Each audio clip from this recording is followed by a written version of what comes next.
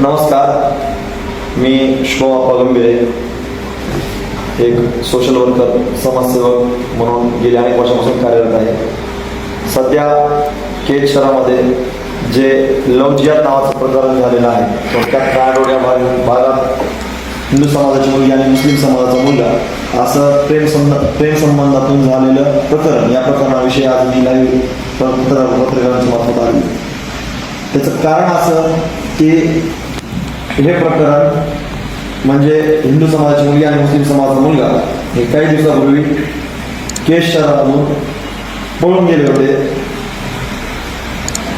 आणि ते पळून गेले असता त्यांना परत केजमध्ये आणण्यासाठी भव्य दिव्य एक मोर्चाचं आंदोलन केलं होतं. एक मोर्चा आयोजित केला होता.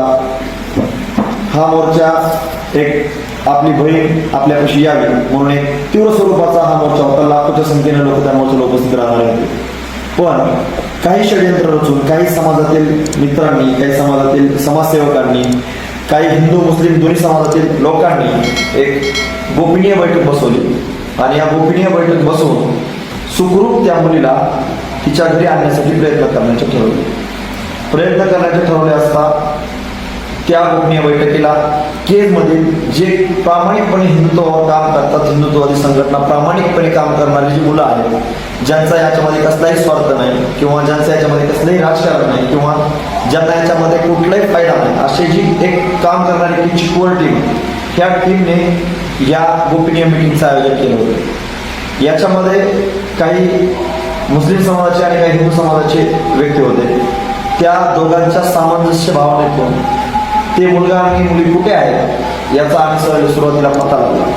त्यांचा ॲड्रेस चेक केला आणि त्या ॲड्रेसवर केजमधील आम्ही 3-4 व्यक्ती आणि मुस्लिम समाजाचे 2 व्यक्ती सोबत जाऊन त्यांना त्या भागामध्ये जाऊन आम्ही त्यांना कॅच केलं. त्यांना तिथं पकडलं, त्यांना समजावून सांगितलं की तुमच्यामुळे केज शहरात सामाजिक सलोखा बिघडत आहे, गावचं वातावरण दूषित होत आहे. गावचं वातावरण दूषित झाल्यामुळे गावामध्ये वेगवेगळे प्रकार घडत आहेत, उचित अनुचित प्रकार होतील काही, त्या गोष्टीला कुठंतरी आळा बसावा. त्याच्यामुळे तुम्ही एक ही गोष्ट समजून घ्यावी आणि आमच्यासोबत चलावं. ज्यावेळेस आम्ही त्यांना हा प्रश्न केला त्यावेळेस त्यांनी आमच्या प्रश्नाला पॉझिटिव्ह प्रतिसाद दिला आणि त्यांनी आम्हाला सांगितलं की आम्ही यायला तुमच्यासोबत तयार आहोत. गावाचं जर वातावरण शांत होत असेल तर आम्ही कायमस्वरूपी तुमच्यासोबत आहोत. मग आम्ही त्यांना त्या भागातून डिटेल चौकशी झाली, बोलल्याच्या नंतर आम्ही त्यांना त्या भागातून केजमध्ये घेऊन आलो.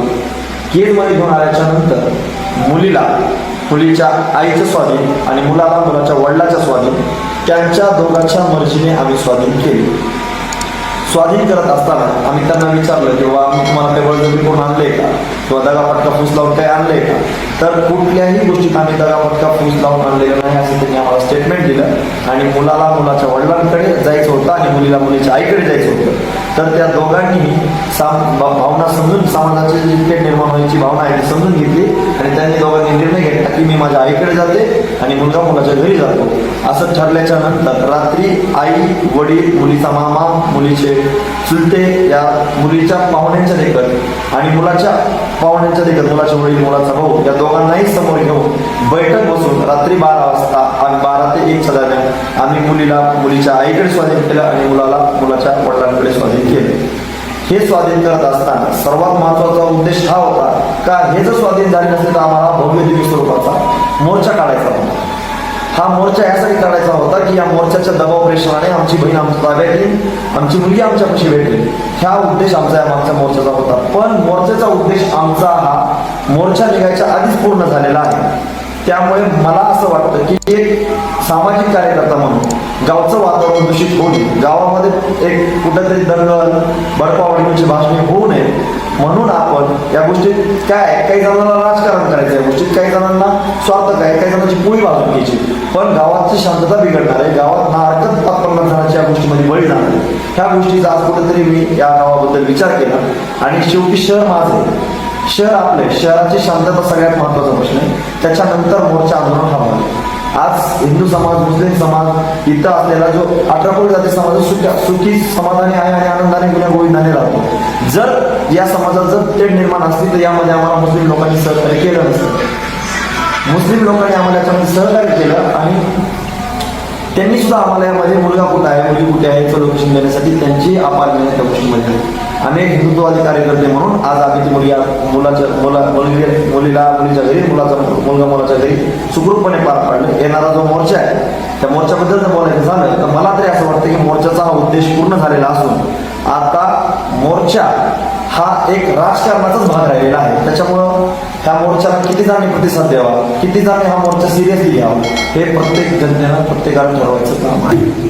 प्रत्येकाने या विषयावर विचार करावा. शेवटी आपला जो मूळ हेतू होता की मुलगी सुखरूप घरी आणली, तर आम्ही ही गोष्ट दोघं तिघं जाऊन स्वतः त्या परिसरामध्ये मी मुलीला जिथून आणलं त्याच्याबद्दल मी डिटेल उद्या परवा तुम्हाला सांगेल. उद्या परवा आपली पत्रिका ऑपरेशन होणारच आहे की मुलगी गेली कशी आणि आली कशी, हे कुठून म्हणजे गेली आली हा भाग सोडून द्या, पण कशी आली कुठून आली याच्याबद्दल आम्ही डिटेल सांगू.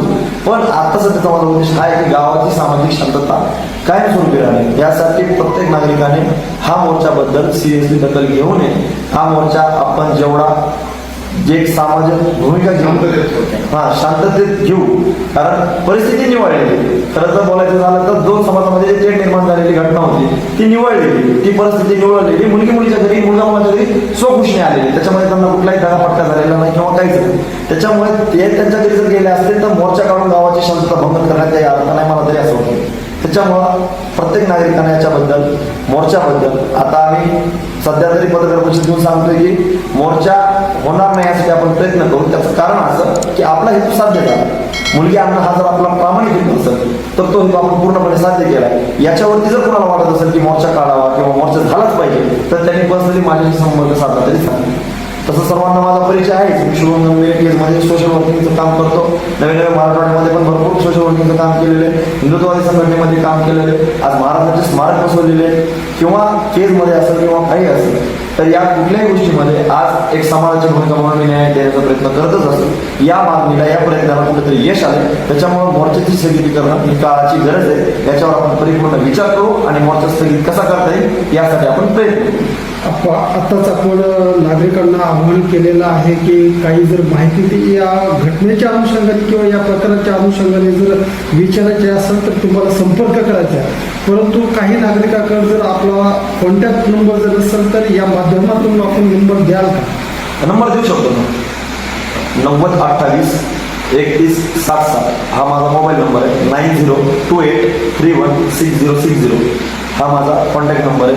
जर कोणाला काही वाटत असेल की बाबा याच्यामध्ये आम्ही कुठेतरी राजकारण करतो किंवा आमच्यावर जर कोणाला डाऊट असेल तर त्यांनी डायरेक्ट आमच्याशी संपर्क साधावा. शेवटी समाजाची भूमिका आहे, एक नागरिक म्हणून, या शहराचा नागरिक म्हणून समाजात शांतता राहणे ही सर्वात पहिली आणि प्राधान्य महत्व आपण या दृष्टीने दिलं पाहिजे. त्यामुळे आपण समाजात शांतता निर्माण करण्यासाठी आणि ज्या मुस्लिम समुदायाने मला मदत केली होती या प्रकरणामध्ये की हे जर लवचिकचा प्रकार असेल आणि मुस्लिम समाज जर मला मदत करीत असेल तर ते खरोखरच काही समाजसेवक असतात. त्यांनाही समाजामध्ये भांडणं ते निर्माण करायची नसते. त्यामुळे त्या समाजाला मी शब्द दिला होता की जर मुलगी सुखरूपपणे आमच्या ताब्यात आली तर ती मुलगी जर आमच्या ताब्यात आली तर आम्ही मोर्चा काढणार नाही, हा त्यांना मी शब्द दिला होता. आणि त्यामुळे त्यांनी मला मदत केली होती. मग कुठेतरी आज आपण शब्दाला किंमत दिली पाहिजे, मला तरी असं वाटतं. त्याच्यामुळे आपण मोर्चा स्थगित करण्याचा प्रयत्न करूया. अप्पा इथं मोर्चा संबंधित आपण बोललो तर या संदर्भात इथं मोर्चा रद्द होण्याच्या दिशेनं दिसत नाही, याबद्दल तुमचं काय म्हणणं आहे? आता विषय हा आहे का आपण आपल्या शहरामध्ये शांतता ठेवणं महत्वाचं आहे. याच्यामध्ये जे तळागाळातील हिंदुत्ववादी कार्यकर्ते आहेत किंवा